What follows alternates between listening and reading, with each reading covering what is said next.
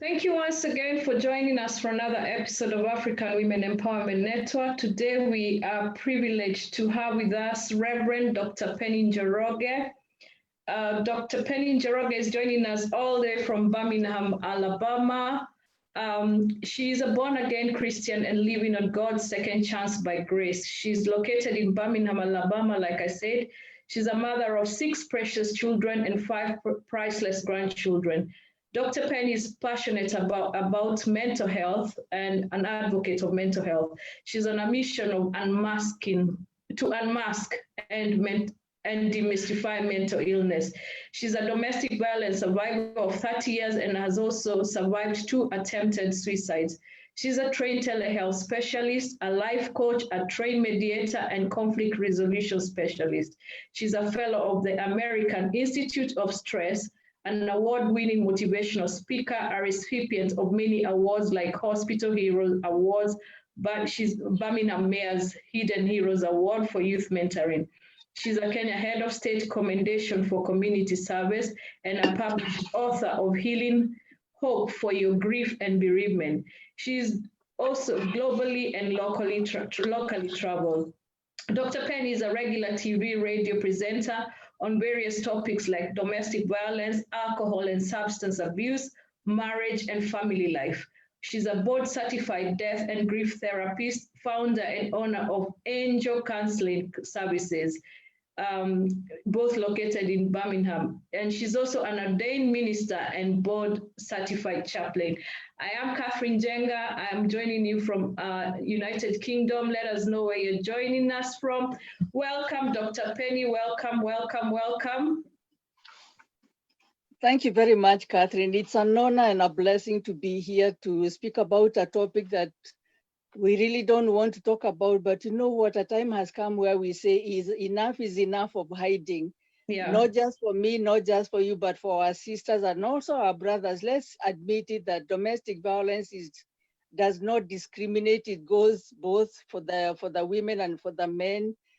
Initially, predominantly, it was domestic violence was on women, but apparently it is now affecting our brothers and our sons also. So as I talk about domestic violence, I want to say that I will find spaces where I also refer to domestic violence as affecting our men, our brothers, our sons as well.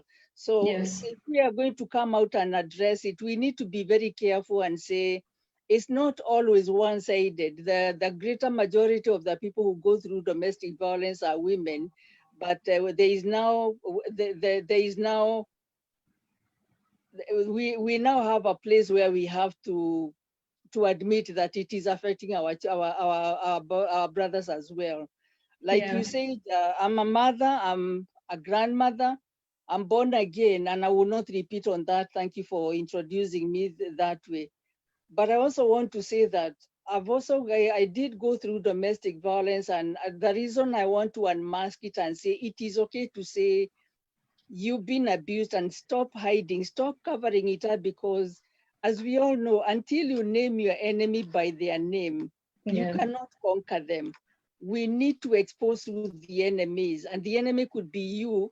Also, sometimes it could be you that is causing that domestic violence. And the reason we come and talk about it is so that we can identify what is ailing us, what is eating our marriages, what is eating our families, because when marriages are affected, not only is the husband and wife impacted, but the children.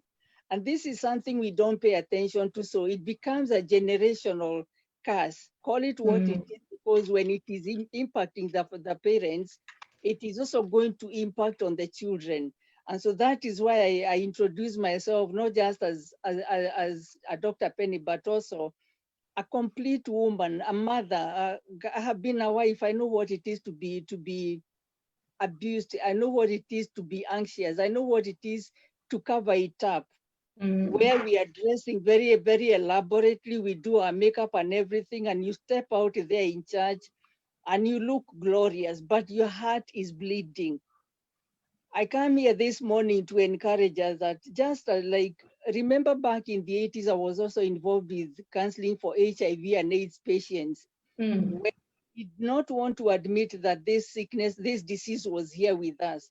And what happened is that the more we hid it, the more it spread in like a fire, like a bushfire in our communities. Domestic violence, especially today during the COVID-19, where people are locked in, where people are having to do stuff together for longer hours than we ever did, where husbands would go to work for days and sometimes even for weeks and then come back home. But now, everybody, the children are not going to school as the regular way. Some of the families are actually doing homeschooling.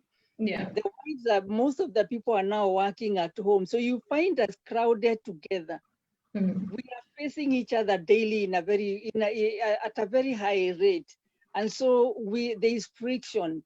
There are more misunderstandings. We look at each other and we become, there is a lot more aggression. There is a lot more confrontation. And so we really need to admit to ourselves that domestic violence is on the rise. And if we do not address it, we will continue losing our loved ones. Let me give us statistics. Every 9 to 15 seconds, a woman is abused or even killed. Because of the season we are in, again, because of the lockdowns and because of the close proximity between husbands and wives, where, like I said, sometimes we would all go to work and gather in the house for very few hours. We come, we cook, we wash, we prepare children for the following day. So there was minimal exposure to each other. There was minimal interaction. But now we have a 9% increase of domestic violence because of COVID. Because of COVID. So yeah, because I also work with vulnerable women, and even in the news out there is that due to COVID, there's more cases of domestic abuse. So I must say thank you very much for joining us, Dr. Penny, and even saying that I've been a person who's gone through domestic abuse for a long time, 30 years, and also saying, you know what, I want to champion for those who are going through domestic abuse, and I am brave to say that it's going on. So perhaps, Reverend, you can start. And I'm so blessed to know that you're a Reverend as well. It's one of my pleasures for this episode today is that we are talking to a Reverend, So Reverend, perhaps you can begin by defining for us what domestic violence is and what domestic abuse is. Okay, domestic violence has a lot of faces, but I choose a very basic one. Domestic violence is also intimate partner violence, which is IPV. Domestic abuse on close relationships, where either boyfriend and girlfriend. It has started. Many of us actually experienced that during our courtship, and we never talked about it. The red flags. The red flags where you are courting and somebody is calling you names, they are slapping you here and there, and because you are so much in love, you are so naive, you are ignoring that because my passion was to get married. And so domestic violence is when your partner, whether it is a boyfriend or a girlfriend, whether it is a fiance, whether it is in your marriage between husband and wife, where there is extreme control, power control, where somebody is wanting to kind of close you into themselves, isolation, verbal abuse, emotional abuse, guess what? Even sexual abuse, whether you are married or not, we do know that sometimes there is sexual abuse involved even between partners because one person is not ready for it. They are psychologically upset about something, or they are sick, or something is happening. But we don't talk about those things because hush, you're married to that person. But when it happens against your will, that's domestic violence. What about economic abuse? I went through where you are so controlled, you are earning. I was in the executive category, but I was making money, but my money would go into somebody's account. So I have to beg for the same money I have worked for, like everybody else. That is, economic abuse. Psychological abuse, when you are being taunted, when you are being where you live like I lived with these words that you will never become anything away from me. So even when you're going through domestic violence, I'm thinking, well, I've been told I can never become anything away from this person. One, I don't have money.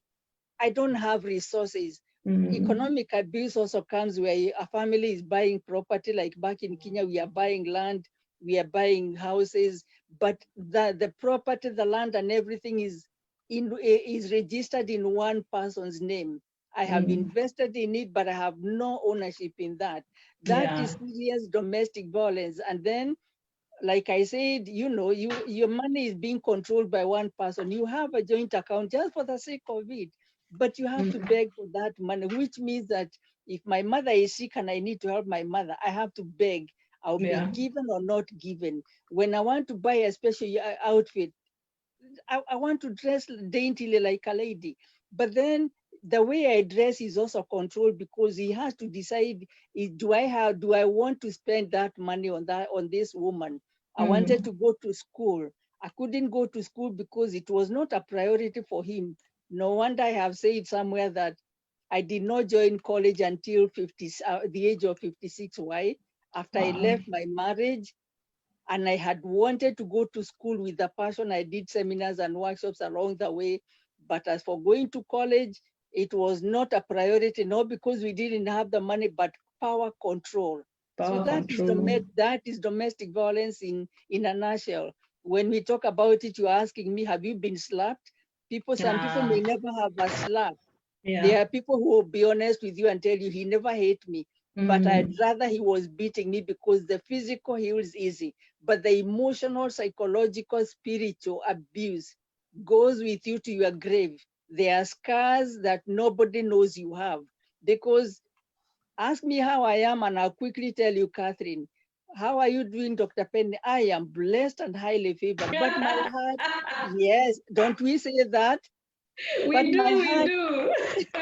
But my heart is bleeding on the inside. I am a cover-up. I was a master cover-up when all that was happening, because you would never know. One, I'm in ministry at All Saints Cathedral doing, women ministry, youth ministry.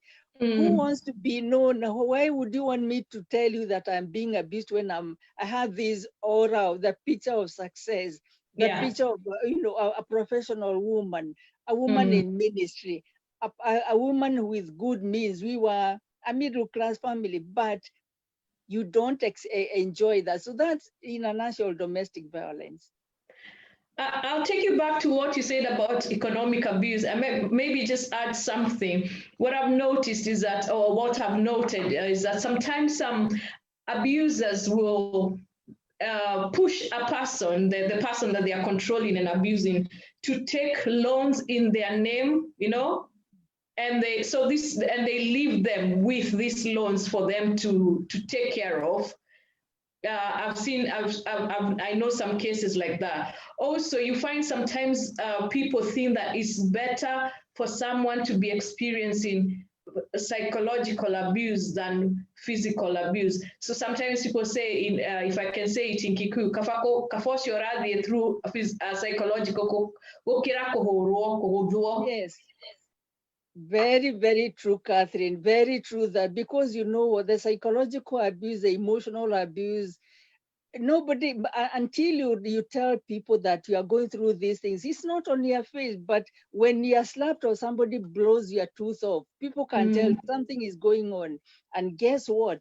We also cover that up, because how many times have you seen a woman? I used to go to work with my head scarves. I knew how to do my head scarves so beautifully. Why? I said it was a fashion, but sometimes I was covering a black eye. Wow. Sometimes my hair has been pulled off. I will cover it up, and when you ask me, why are you doing that? Economic abuse is so serious when you talk about money. If you are the one who is earning more money, but he's controlling the resources, he wants to borrow money from the bank, he will tell you to go get it. He wants, as a big man's wife, you're supposed to drive a BMW, a Mercedes. I don't want it because I'm not even enjoying it, but I will be forced to go get it, but it is in his name. I am driving something that gives him a public image, but I'm not enjoying it, and I'm paying for it because that is his choice. And that's just one example. Buying properties, even if you buy land and the land is in the one person's, the title is in one person's name, and you who borrow the money don't have any ownership. It's not fun, because if anything, and they do this, I said is a power of control, because they know, maybe they have it in their mind that one of these days I'm just going to kick her out, or I will harass her so much that she will want to leave. And that is why they are telling you, you can never become anything away from me, because one, you don't have any resources, you have no house of your own. So, and that is why I hear people asking, why are you still, why have you stayed for so long? Why did you stay for all those years? I wanted to go. And there are many, I'm saying, and I use myself for a reason, because this is a topic that has a lot of shame and stigma. That's what we are trying to remove. Because society is very unkind to people who are going through it, because you are, instead of being encouraged and motivated and loved on, you are blamed, you are judged, you are condemned.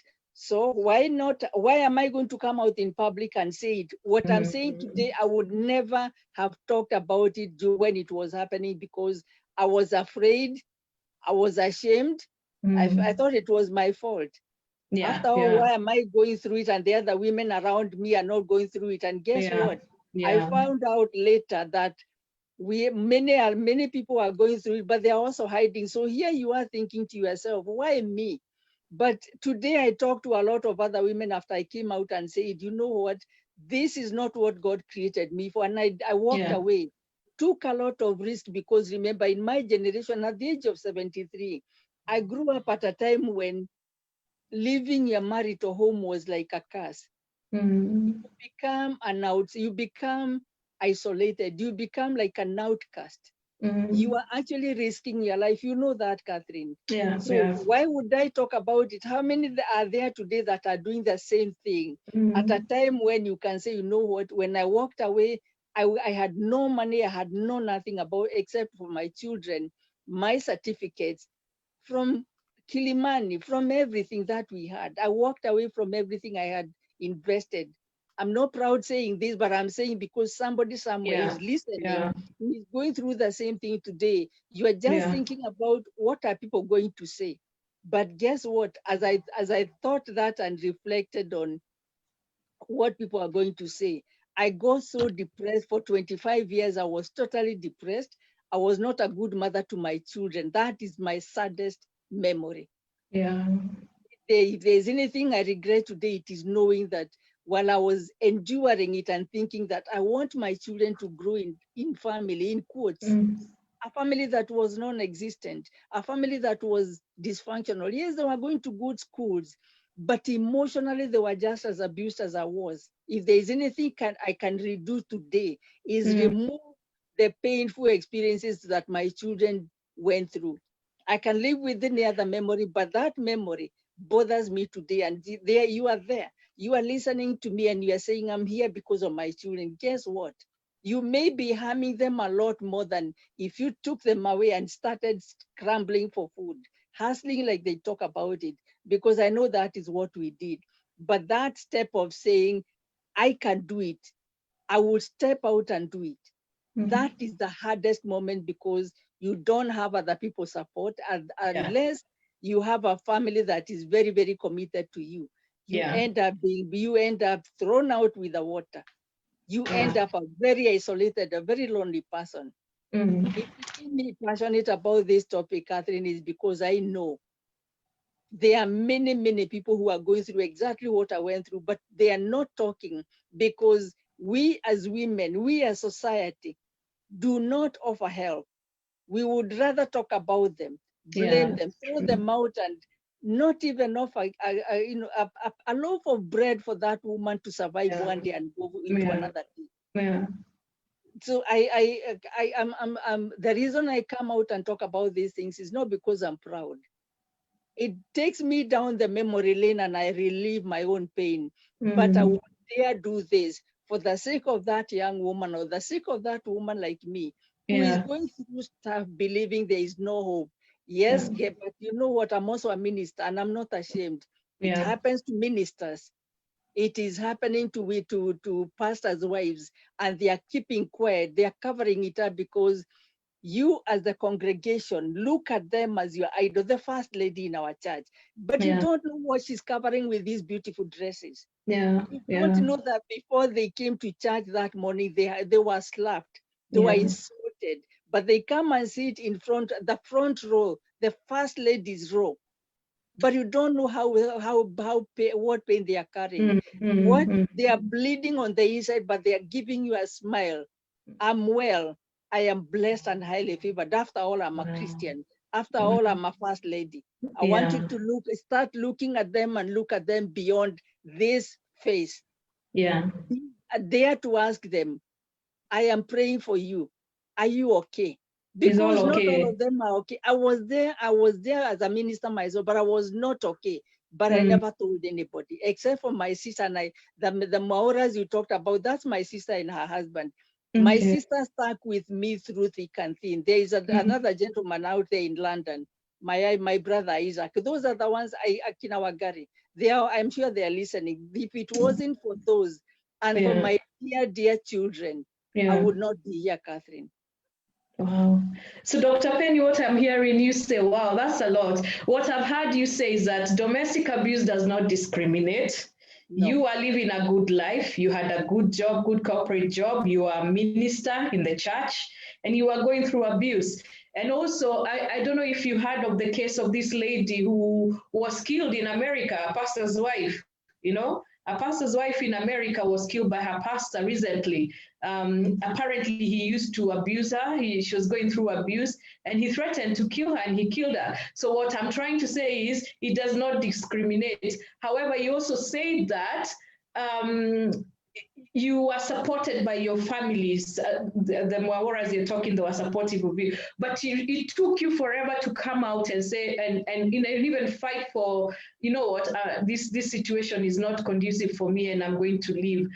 Because first of all, of the stigma and the shame and the judgment that people go through, especially the fact that you are a minister in the church, you know, the stigma and the shame that people go through. But you also talked about how people say they are staying for the children. And you say that if you had to go back and change that, you could, because sometimes people neglect the fact that children, as mom or dad is going through the abuse, the children are also going through it. They don't factor that fact. You know, they don't think about it that way, that the children are also going through the abuse. So you would say that this, so would you say that when someone is going through abuse, that it also has an impact on their children? Very, very deeply, and that is where sometimes we say that abused people abuse others. These are men and women who have grown and who have seen their mothers being abused, who have seen their fathers being abused or abusing, and in the anger of that, they have bitterness. They know the worst you can do to any child is mistreat a mother in front of them, and that is what happens a lot of times, especially for women.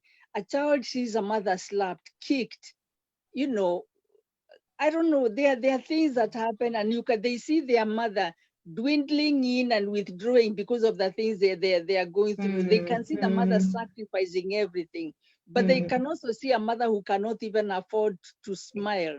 I had to learn to smile later on in life. I want to clarify two things. One, I was in ministry way away, all the way back from my days at Alliance Girls High School, where we were, as a member of a Christian union, we would go to Dagoretti Children's Center to minister to children in Sunday school, the disabled children. So, and then I came out and I started getting involved in ministry in Jericho, and then at St. Stephen's Church, and then at All Saints Cathedral. But at the time, I was not ordained. I got ordained in 2003.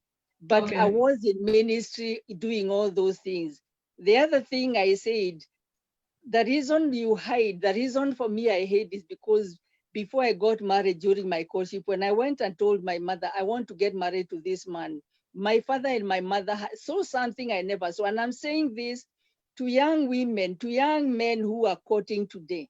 Listen to your parents. They see beyond. They have lived life a little longer than you have. You are there, you are listening to me and you're thinking, I am dead in love with this man or that woman. Mm. I know them. I have looked at them and I know exactly. But remember that a lot of times the people who are courting you have a lot to hide. They will go to church. They will pretend to be born again because they know that's what you like. They will give you what you want.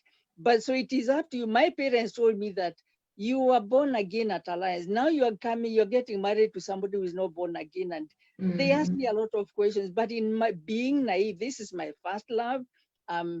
Dead in I'm in love in a big way.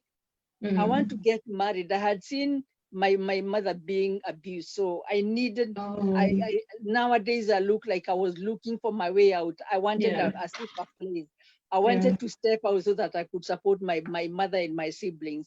But thank God, my father did get born again later on in life, and I have never seen a man regret what he did to his family like my father did. I thank God for that. He died a different person, but some never change. So when your parents are telling you, are cautioning you, think again, or even your friends. You may have friends who love you so much, they are telling you, I have heard about this person and about this person, and they, think of it, dig deeper before you move on. Don't be so confident that because I love this person, I do not care what you are saying. You need to care because one day it might come back to bite you. I went ahead and married this person, and I said, you know what, I'm born again, a strong Christian. I will entice him, encourage him to come and get saved. But my mother told me, you cannot force somebody to get born again until they make a choice. But I still went ahead and did it. And I regretted that even today because I have paid the cost. But that became the reason I did not want to own up to my parents that I was going through abuse. My mother knew about it because she had gone through it. But I was asking myself, I had already been cautioned, I had been warned. Where do I go and start? I am ashamed. I am regretting bitterly, especially when I see what it is doing to my children. So I would hide it from my friends and everybody, but those who knew me very closely knew that something was changing. And here I'm going to say, know your family members closely enough so that when things are getting from bad to us, please talk to them, please love on them, please do something before you are called one night and you are told, like you said, yes, the ministers are also killing their wives. Before you are called one morning by your nieces or your nephews, mommy has been murdered. Know people quickly enough and well enough so that when things start changing, please do something before it is too late. Yes, ministers are also killing their wives. They molest them, they butter them, they abuse them. Being a minister does not change me from being a human being. If I can use myself, I'm a complete human being. I will make mistakes, I make blunders, but for grace. And until I'm able to invite God's grace to control the way I treat people, I am just as bad. So it's not a surprise that these things are happening in the house of God. Please do not ignore them. Don't even ignore their children. Remember what we say, the pastor's children are the worst. Have you asked yourself why? My children are going through stuff even while I'm ministering. They are not exempted. And by the way, I want to say here, I am a minister. My children are not ministers. Your pastor is a pastor, but their children are not pastors. So please do not judge or condemn the children of the ministers because of who their parents are. Let them be children. Allow them to be who they are. Give them grace, love them, be kind to them and help them. I laugh because there's so much pressure, especially when someone is a child of a minister, you get judged, you get judged the fact that your parents are ministers, and there's the expectation of how you should live or how you should be. So I just want to appreciate our audience. Faith Hope Charity is talking about coercive control. We have Angela Karanja who says Wajakufu power control. And also she says especially the woman is stigmatized a lot in our culture. And that's what we are trying to unmask, the stigma and the shame, the stigma and the shame. I wanted to highlight something. There's a story, I've heard of this, for example, in our culture, in the Kikuyu culture, where or even other cultures where somebody has been paid for dowry, and if they try to leave the abusive relationship or the marriage, or even to go and look for help from their parents, it's looked down upon because, like they say, you no longer belong to that family where you came from, you belong to that other family. So there was a story about this girl which I read recently. There's quite a few things going on with the domestic abuse. This young lady, she left her husband because he was abusive, and then she went to her mom's, and her mom told her to go back to the abusive husband, and she committed suicide. She threw herself in a dam with two of her children. So I don't know what you have to say about that, Dr. Penny, Reverend, about families sending the girl back to this abusive relationship. I mean, if I can say, because they already belong to the other family, they don't belong to them anymore. Thank you, Catherine. That's a very, very important aspect you are raising, and especially because of our culture, we think that dowry is the best thing because, of course, and this is why we are having problems where a girl says, I want to get married, and people are demanding, I want your spouse to build me a home or a water tank or give me $1 million. And, so you give this person, you give your son-in-law the aspect of, you are buying my daughter. How are you going to unwind that and make them realize that I did not sell your daughter, I gave my daughter to you for marriage, but the language you are using, the method you are doing, and I'm saying there's nothing wrong with that, because even during the days of Abraham, he sent cattle and other things to Rebecca's parents. Yeah. But you cannot imagine, how can you sell a life, whether it is a boy or a girl? But so there are some traditions we need to revisit and find. What language are we using when we are doing these things? I have spoken in marriages, and I remember speaking the first marriage and the second marriage. I told the girl at the first marriage, I told my niece, we have broken down your bed. You don't belong here anymore, so you cannot. And then when I went back home, I thought about it. What have I just told my niece? That because I was already going through domestic violence and it hit me hard. Should she be molested? Should she be going through domestic violence? Did I just tell my namesake Penina that she can never come back home? And I started changing my language, and I started saying, guess what? When a son marries into your home, what you have done is you are not selling your daughter out there, but you are acquiring a God-given son. Yeah. Let him realize that he's not coming to buy. You can never sell anybody.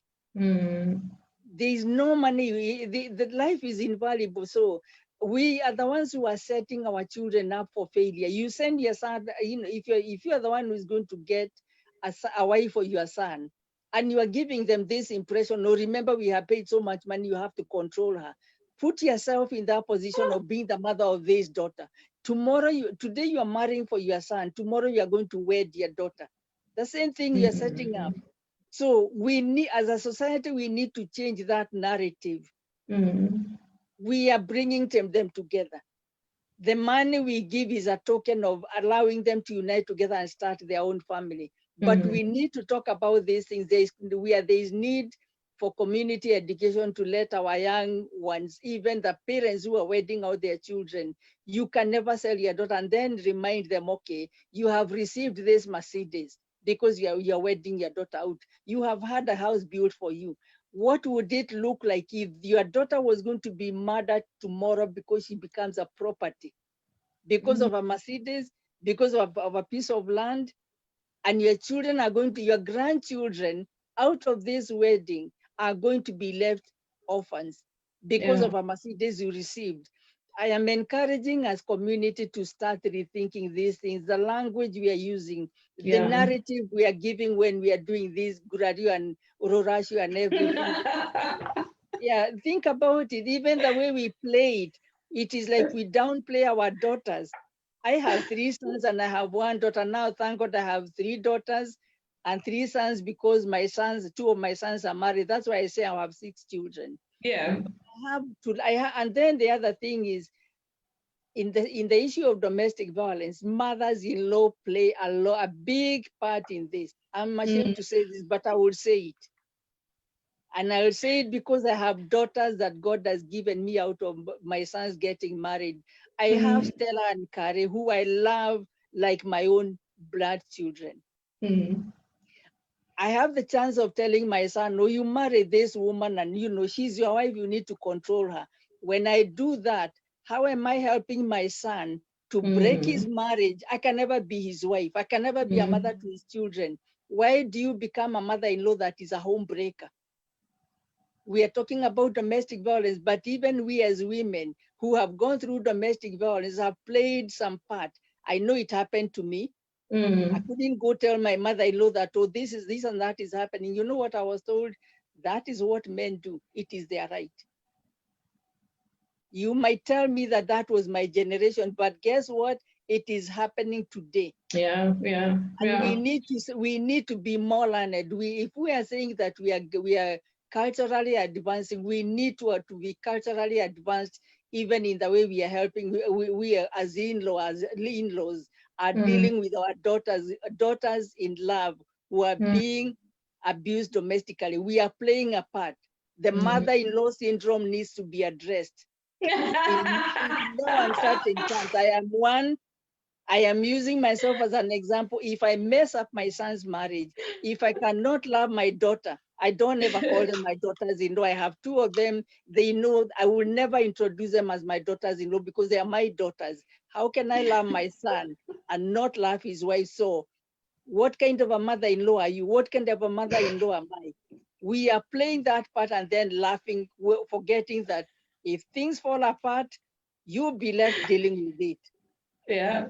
I actually like what you said, that you have 6 children, and I actually thought they're all your 6. All of them are 6. They're all your biological children. But it's amazing that you call even your daughters in love, and the ones that have come to your family, your children as well. Because like you say, there's a syndrome there that needs to be worked on. Because I also just thought when you said about how we say when somebody gives dowry for you, then you belong to that family. What happens? And there are some situations where even if it's cultural, you can your family is still welcoming to you back home. Like my family, even though I'm married and there's dowry that's been paid, my mom and dad they're still very welcoming of me back home. But what happens in a situation, and my sisters, what happens in a situation where somebody has been married off, there's dowry, and then like you said, they are going through a hard time, but the family that they got married into is not very helpful. I even feel like speaking Kikuyu and saying that person somewhere around there they've gotten displaced or lost. Who is looking after this person? Then you just give a very good example, and I finally get to understand what happened to this young woman who would kill herself and kill her children. But isn't it so sad? This mother who told her, you need to go back where you belong. So the woman was left feeling, and it is very easy for you to feel dislodged, completely dislocated, because where she's married, she's going through hell. Then you go back to your mother who gave birth to you, who should protect you to your death, who tells you don't belong here. Now today she does not belong to anybody, but they are both missing that woman. She's a loss to society. She's a loss to all of us. And so this is why I'm saying that we need to be very, very careful. Am I saying I'm a perfect mother-in-law? I am not, and we will have wrangles, but these are my children, because when they got married, I said, I receive you. And God was a witness to that. I have to remind myself, what commitment have I made to my son's marriage? What commitment have I made to this woman who comes into my family? I don't even call them my daughters in love. I call them my daughters, and they know that. I don't hide it, and I'm saying here that we are not perfect. We are very individual human beings. They are very strong women. Both of them are very lovable, strong, professional women. So they will be who they need to be. But I cannot blame them for speaking out. But I need to nurture them, because how can I be proud of my granddaughters and not be proud of their mother? Their mother, my daughter, is a gift is a gift. And then ask yourself, how can I say I love my son and this person who became his other half, I don't love? Isn't that a lie? Oh dear. Oh, oh, that's a lot of stuff right there, Dr. Penny. I'm having some transference right there. Oh dear, dear, dear, dear. I hope in a good way. I hope it is in a good way. Oh dear, dear. So, Dr. Penny. I'm not here to mess anybody up, but you know what? When you go into the shower room, you remove your clothes and wash off. Oh dear. So if we move on, Dr. Penny, you talked about red flags and how people ignore them, and even sometimes in dating, I always ask when I'm working with the ladies that I work with whether they had noticed some red flags, and some usually say that they had, but they ignored them. And like you say, they were hoping that the person would change, you know. And in us who are Christians or who, we say, I'll pray for them and they'll change. So, and I also want to say some abusers, they use a variety of tactics to manipulate and exert their power, because in abuse, it's all about power control, you know. So they'll dominate, they'll humiliate, they'll isolate, there'll be threat, intimidation. Then if they go through, they have been abusive to you, they will deny and they will blame. And then sometimes you find that this person who's been abused, they start thinking, oh my gosh, am I crazy? You know, is this person, am I the one who's crazy? Am I the one who's wrong? You might even find that they start being sorry about their behavior, yet they are not even the one who are in the wrong. I'm wondering what you'd say about this, Dr. Penny. Yeah, that's also very critical, because a lot of times, whether it is in domestic violence, whether it is in rape, whether it is violence in workplaces, the victim always gets blamed for what is happening. And psychologically, you are abused to the point where you are made to believe that if you did not talk back to me, I would not have slapped you. If you cooked the kind of food I always want, you could, you know, I couldn't have molested you, I couldn't have beaten you up, I couldn't have done this. Always, but it's thrown back to the victim until the victims believe that it is my fault. I did. Yeah.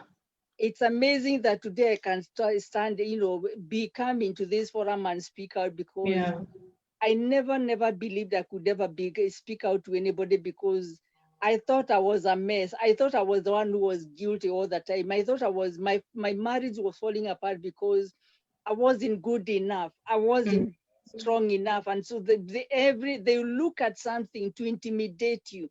You talked about humiliation. And I say that sometimes domestic violence is so subtle, so quiet, so indirect that you end up believing that this person looks so loving. And by the way, most of the abusers, almost 100%, they are very, very sweet talkers. Charmers.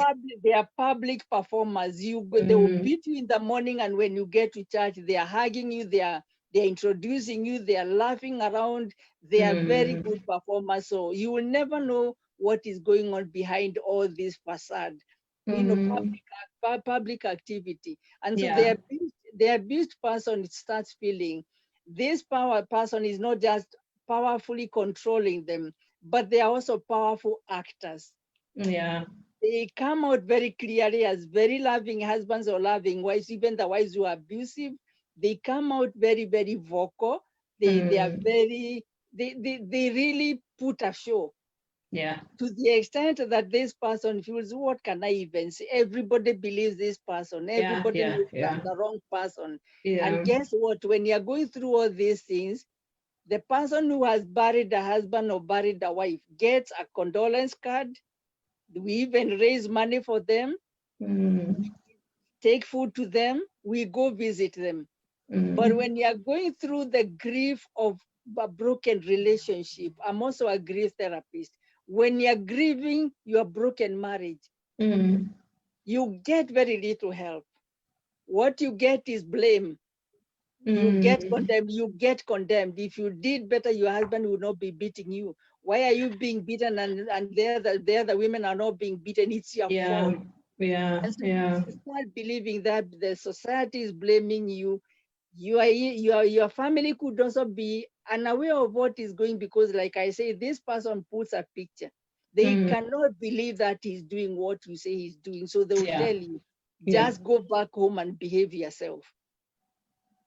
So he knows that you are covering him up. And then also because of the shame you're feeling, you're also not telling everybody the truth. We can only help you based on how much we know. The other thing, that is why I always say that when you get to a point like where I got, where I almost took my life, and that is when I realized if I can try to take my life twice, and my mother asked me a question, you had prepared yourself to go.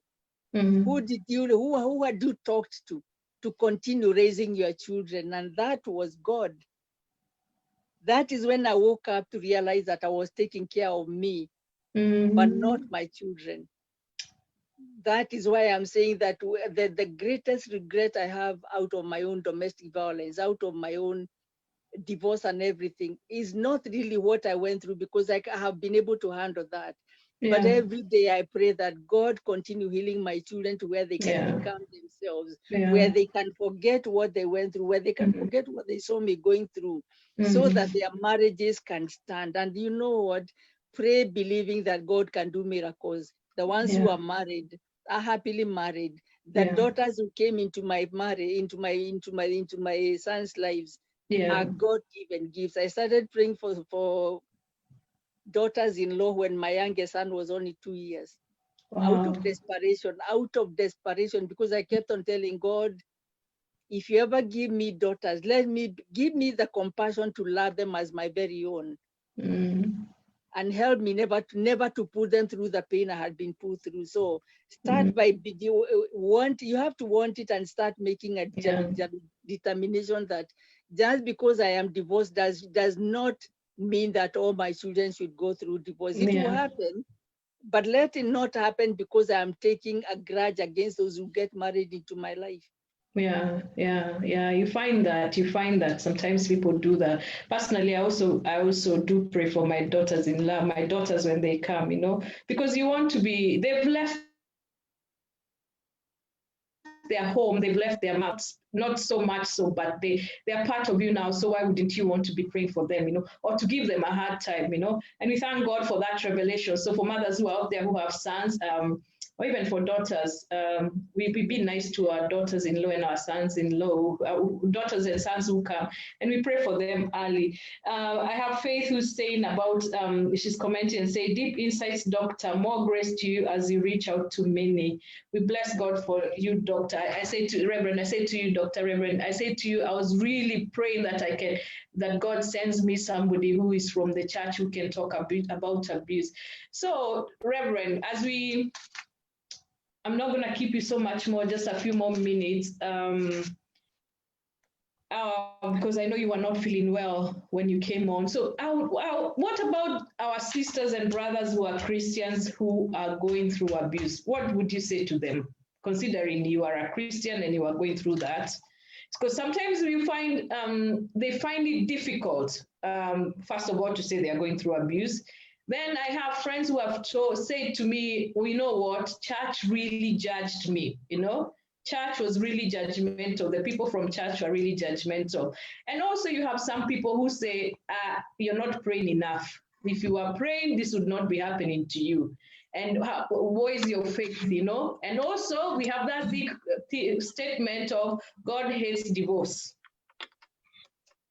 Yeah, I'm glad you brought that, and thank you for praying for my health. You know what? Now we are talking about a topic. This can tell you that these are attacks to stop us from talking about these things.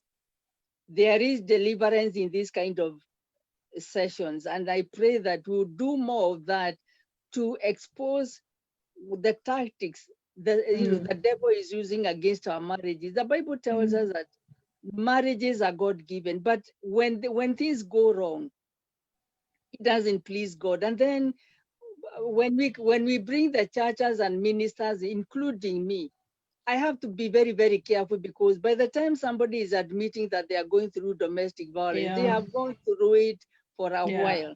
Yeah. Before I go on, let me say something. These are some of the reasons why people stay in violent places, in the broken relationships, in abusive relationships. These are some of the reasons. You're influenced to stay in abusive relations because of culture, because of religious background, our traditions, gender biases, where like I was told that men have the right to control you, men have the right to beat you up. And then you even hear of women who say that if your husband doesn't slap you or beat you, he doesn't love you. What kind of a measure is that? Economic disabilities, where money is controlled by one person. Another one is fear of rejection, because people know that, okay, they saw what happened to Dr. Penny when she left her marriage. I can tell you it's been a long, long journey for me to get where I am today, where I can say, I am okay, I am healed. God's grace has worked in my life, and God is using my pain to heal and to encourage other people. It's been a risky business. And then there is low self-esteem. You've been called names, you've been labeled by your family, by the man or woman who is abusing you.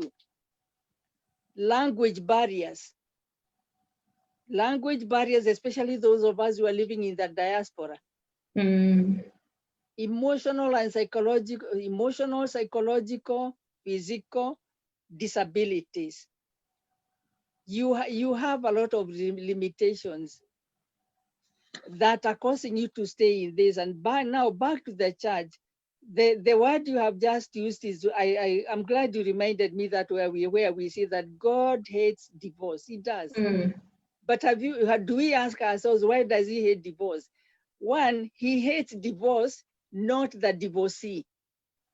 He does not say that in the Bible. He hates divorce, not those who are divorced. He loves you, because if God can love a murderer, he loves you divorced as you are. Why does God hate divorce? Let us clarify this. God does not hate divorce because of you who is divorced, or who has divorced another person. He hates divorce because of the consequences, the impact divorce has on those who are divorced. He hates what it does to his sons and daughters.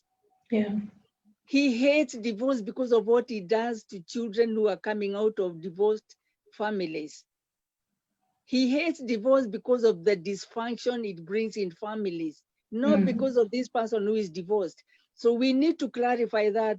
And then when you're telling somebody that, and they are telling you, I'm being battered, I am being emotionally, psychologically abused, and you're telling them, stay in, pray more. I have by the time I came to tell you to pray for me, I am desperate. I have prayed and I feel like God is not hearing me. I need for you to do something. Love me. Stop isolating people who say that who are divorced because you, like I said, I give you all the reasons why people stay on. The shame and the stigma that the society puts on divorced people. And you forget that they can recover and become productive members of your society. Why would you not allow them to continue living? They have children. Please help them to continue living so that they continue raising their own children instead of them committing suicide or being killed. And you as sisters and brothers, the same people who are telling them to stay on, or you ministers who are telling people to stay on, you will be left taking care of their children. And then what happens? You also have your own children. So because you can't take care of yours, take care of theirs, we are ending up with children who are homeless because I don't have a mother, I don't have a father. Why can't we preempt the problem? Why are we doing it just to please ourselves for public image? For public image, where you say that because I am a minister, I don't want my daughter or my son to be divorced because it will affect my public name, my public image. We are so much after that. Or I don't want to be known as a mother of a divorcee. Would you rather they were divorced or would you rather they were dead? So these are things we really need to rethink again, because they can be divorced, but God has a second chance for those of us who are divorced. Am I proud about it? I stayed there for 30 years because I so desperately wanted to save my marriage. So before you talk about me, before you talk about that sister or brother who has gone through divorce, think again. Even 5 years is long enough for somebody to have said, you know what, I cannot take this. If they lived before a year, after a year, give them credit. Before you judge them, look deeper, because you are hearing one-sided stories and you are judging this person. And sometimes you find, Dr. Penny, that in our society especially, people are so afraid of what people will say, what they'll say about them, what people will think, and they live in this bondage of what will people say, what will people think. In the meantime, they are getting killed, or being, their self-esteem is being taken away, the trauma they experience and that of their children. So as we wrap up, Dr. Penny, so that maybe we can carry on this next week like we agreed.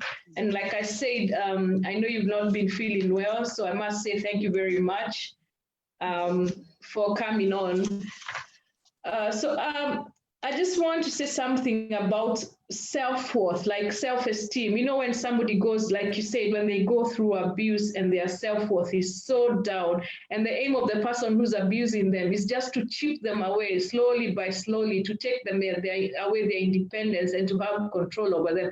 And like you said, sometimes people tell others, you know what, you can be nothing without me. There's no one who'd like you after me. And sometimes they even say with those children that you, like we say, get quite an who will want you when you have all those children. So perhaps maybe the society, like you said, and the ministers and everyone else, they need to be more kind to people who are going through abuse, not to be so judgmental, to be supportive. And even our families, as families, if we know one of us is going through abuse, let's not be judgmental, but to be supportive. The last thing I wanted us to talk about is maybe the cycle of abuse, So, for example, you find that in an abusive relationship, the abuser will abuse, then they'll go through guilt, then they'll give excuses why they did what they did, then they'll come back to normal behavior, then they'll say sorry. I wonder if you have anything to say about that, Dr. Penny, maybe the cycle of abuse, so that people can recognize this is what is happening in the relationship.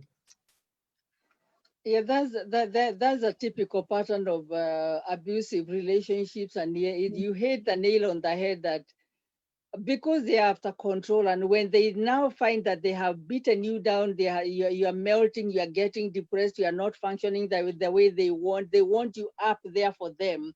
But when they have beaten you down and you are depleting and you are getting down where they are not even proud of who you are, they'll come back. You talk about it, you get double blessings in roses, in gifts, sometimes even in a new car, just to make you feel like I'm done with that. And then the next time there is a cycle, they will do what they want, they get you, they start abusing you all over again. Then the same thing, you hit the ground again, you depress, you crash again. They will because all they want is to have total control over you. And every time you crash, they will uplift you, not for you, but for their own glory. For their own good feelings. They want you at a place where they can, brag about you, where they can talk about, see my wife, see she does this, she's an executive, she's a writer, she's this, everything. Yes, they will brag about you because to them it's like you are a property. See how she dresses. They will even dress you, buy you very expensive things, buy you very beautiful cars. But they know what they are doing, because all that matters to them is their personal ego. And the moment you get to a point where you are questioning, they'll bring you down again. And so it becomes like an ebb and flow, up and down, up and down. The problem is you have to continue, even if you are surviving for one reason or another, and you're telling yourself, I need to think about this. You need to watch this pattern, the pattern, the repetition, the up and down, the ebb and flow of this. Where is it leading you? Can you see an advancement of abuse? Is it increasing? Is it getting worse? Is it getting tougher? He started by slapping you. Now he's pushing you on the chairs. The next time he's really given you a big fist that your eyes are swollen. The next time he crashes you on a wall. The next thing he's going to throw you down a staircase. Yeah. So there is a progression. You need to be alert. You need us to start thinking, what do I need to put in place? What precautions do I need to do? Have you told, like me, I hid it from my family, but my mother had gone through it, so she could tell the telltale signs. Yeah. Somebody needs to know what is going on. Because God may put a person who completely cares about you, who can start helping you to rethink, because when you are going through this, your mind is stuck. Yeah. You cannot even, you can never see yourself out of this situation. You become desperate. You get stuck and frozen in the situation. And that is why it is nice to have somebody like a sister or a brother or a parent, a very, very close friend who can reason with you, who can ask you questions to get you to see that this is getting from bad to worse. What do you need to do to make a difference? But when you do it all by yourself, you don't know the way out, and they take advantage of that. That is why they isolate you. When you see them starting to isolate you, you can go to church alone, you can't go to the shops alone, you cannot go for a wedding alone, you cannot meet with your friends. Those are serious telltale signs. Yeah. They are closing you in. And as they close you physically, your mind automatically starts closing yourself in, and before you know it, you are there. So be alert. One, it's your life. When we are worried about, and I worried for years. I am known as a born-again woman. I'm in ministry with the women. I'm praying for women and their marriages are surviving. What will happen when people know that I am abused? So I hate it for many, many reasons. But then you need to realize that when you start worrying about what other people are saying, it's your life. It's you, and if you have children, it's not their children who are suffering, it's your children. Yeah. If you have mothers and parents and siblings who are worried about you, it's your siblings and your family, not their. No, so there has to come a time when when you have to tell yourself, I don't care what other people are saying, because they have no clue what I am going through. This is my life, and I have only one life. I have to learn to preserve this life. And then remember, there is a God who created you with a purpose. Jeremiah 29:11 says, for I know the plans I have for you. You are not an accident. God has a plan for you, regardless of what somebody is putting you through. God is not done with you. Every day you wake up in the morning, remind yourself, God has a plan for me, and he purposes to finish it. I encourage each one of you who is listening to me, go and read Genesis 28:15. Genesis 28:15. Regardless of what you're going through today, God says, I will keep you.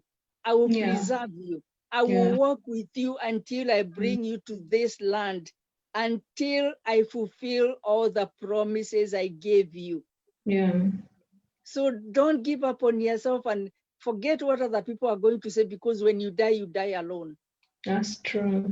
When you die, it is your children who are going to become orphans, even though they are telling you, stay in, don't move, go and pray, or you're going to bring shame to our church. You're going to bring shame to our family.